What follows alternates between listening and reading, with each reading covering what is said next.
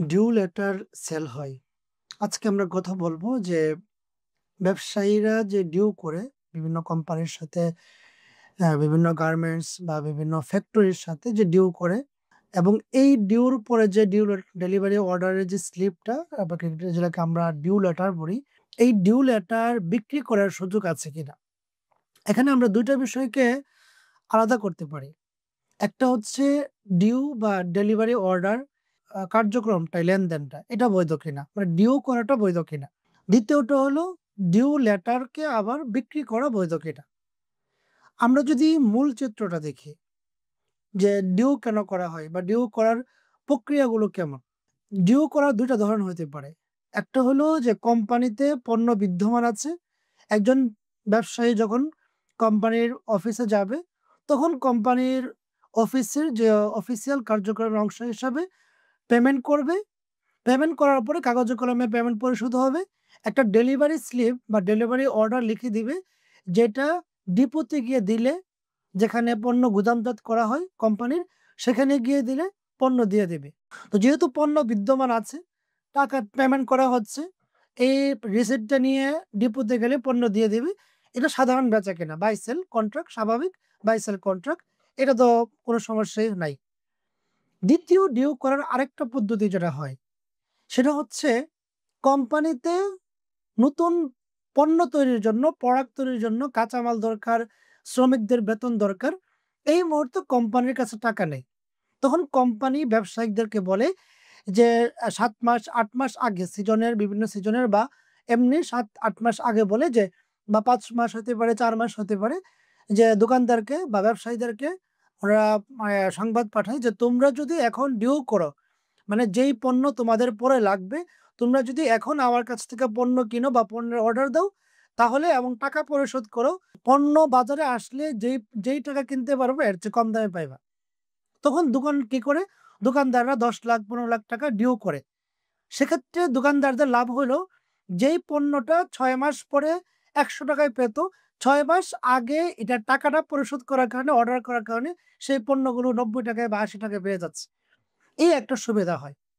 তো এই ধরনের ডিউ করা, যেখানে পণ্য বিদ্যমান নাই কোম্পানিতে এবং ডিপোতে বা গুদামেও পণ্য বিদ্যমান নাই, কিন্তু কোম্পানির সাথে দোকানদার এবং ব্যবসায়ীদের একটা লেনদেন হয়ে যাচ্ছে। এই ধরনের ডিউ করা বৈধ কিনা, বা এই যে ডেলিভারি অর্ডার ইস্যু যে লেটারটা, এটা ইস্যু করা বৈধ কিনা?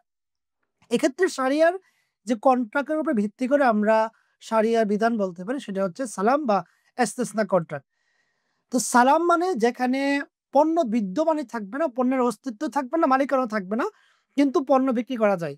তো এক্ষেত্রে এরকম হইতে পারে যে কোম্পানির পণ্য নাই, পণ্য বিদ্যমানও নাই, কিন্তু দোকানদারের সাথে যদি সালাম কন্ট্রাক্ট করে, সালাম চুক্তি করে, তাহলে পূর্ণ মূল্য পরিশোধ করে দিবে দোকানদার এবং এখানে একটা রিসিপ্ট ইস্যু করে দিবে, যেখানে সবকিছু লেখা থাকবে, পণ্যের গুণাগুণ, পণ্য ডেলিভারির তারিখ, পণ্যের মূল্য সবকিছু লেখা থাকবে এবং এই লেটারটা ইস্যু করে ব্যবসায়ীকে দিয়ে দিবে।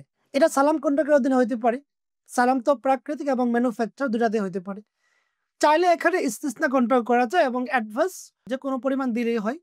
সালামের ক্ষেত্রে কিন্তু পূর্ণ মূল্য, মানে প্রোডাক্টের পূর্ণ মূল্য পুরোপুরি অগ্রিম দিতে হয়। কিন্তু ইস্তেসার ক্ষেত্রে অ্যাডভান্স কিছু পরিমাণ দিলেই হয়। তাহলে আমরা দেখলাম যে ডিউ যেটা ব্যবসায়ীরা করে ৬ মাস ৭ মাস আগে এবং কোম্পানিতে পণ্য বিদ্যমান নাই, এই ধরনের চুক্তি বৈধ হইতে পারে সালাম কন্ট্রাক্টের অধীনে, বৈধ হইতে পারে ইস্তেসনা কন্ট্রাক্টের অধীনে। তাহলে আমরা ১ম কথাটায় আসলাম যে পণ্য বিদ্যমান নাই, সালাম বা ইস্তেসনা কন্ট্রাক্টের অধীনে যদি ডিউ করা হয়, ডেলিভারি লেটার ইস্যু করা হয়, তাহলে সেটা বৈধ হইতে পারে। ২য় যে টপিকটা, সেটা হচ্ছে এই ডেলিভারি লেটার যে ইস্যু করা হয়েছে যে ৭ মাস পরে পণ্যটা পাবে এবং সে ৳১০,০০,০০০ র পণ্য কিনেছে। ৭ মাস পরে এই ৳১০,০০,০০০ র পণ্য যে পাবে, ওই পণ্যর বাজারের কিনা খরচই পড়বে কথার কথা ৳১২,০০,০০০।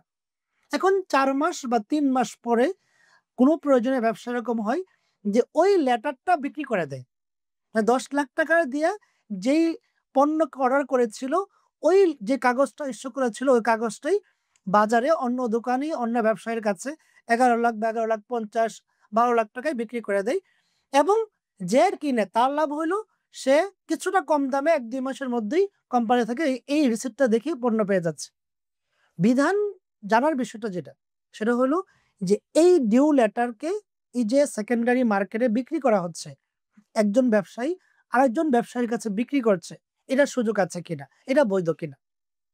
এক্ষেত্রে শারিয়া হলো যে এই ডিউ লেটার যেটা, এটাকে মানে আরেকজন ব্যবসায়ীর কাছে বিক্রি করার কোনো সুযোগটা এটা বৈধ না। শরীয়তসম্মতভাবে এটা বৈধ না। কেন এটা বাইউদ দাইনের মধ্যে পড়ে যাবে। কারণ এই পণ্যের মূল্য বাবদ এই টাকাটা সে হচ্ছে ওই কোম্পানির কাছে পাওনা। যদি পণ্য দিতে না পারে তো টাকা ফেরত দিবে।